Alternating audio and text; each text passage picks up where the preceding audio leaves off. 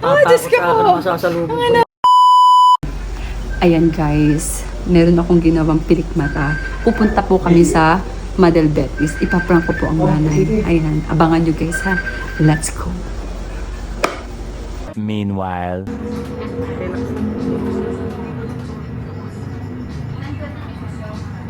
Dito inay Aikwan, ang pagkakabit ko ng pilik mata dito ngayon ay madalian na.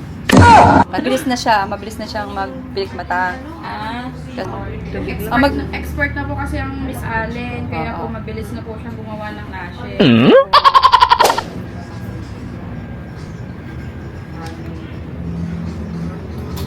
Blooming talaga ni Miss Madel. Higit lang po. Ba't parang hinay?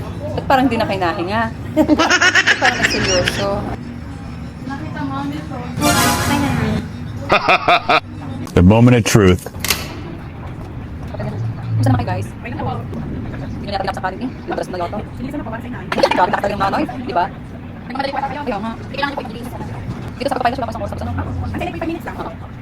Ayaw mo naman sa mga Yan. So now guys, thank you so much sa Madel Betis Eyebrows Professional.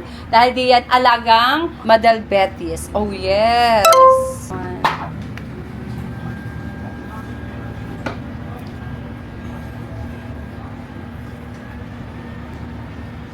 Upo po muna kayo para pamatuyo ko yung ayos niya.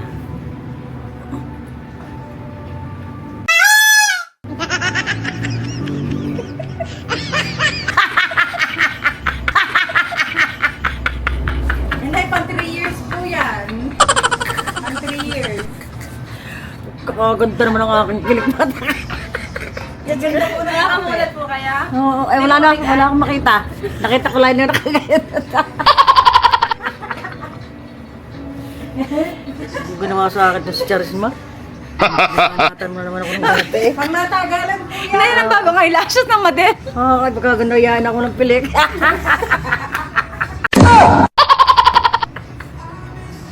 Abang po, taklabang kailay eh. Ay, Arun. Diyos ko. Ganda ng pagkakalagay. Ganyan po yung kay Chad. Hindi ka idol na siya.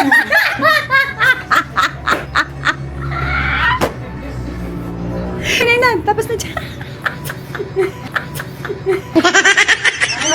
Nagala ko. Hindi, tapos na. Tapos na ako. Yan ang ganito mo yung kilay ko naman. Ay, tulay na mo. Hindi, yan nga, yan na. Okay na. Pilit ko lang makita kayo. Pinipilit lang total makita. Okay na yan, ako naman. Tapos na kaya. Ukaw. Yun na nga yun, bagong uso, Ano Aspire. ayayin na, palit ko lang nga rin. Mabigat yung hindi ginagaya ko magaling oh. Paganda rin maglalagay ka ng kilibaw at yan, lakpak na. Kaya ano ba ito? At papilik at Ay, sakit sa tiyan na. Oh, Diyos ka po. masasalubong Ang anoon. Ayun na yan. Nalagyan na mamaya. Pang retouch yan.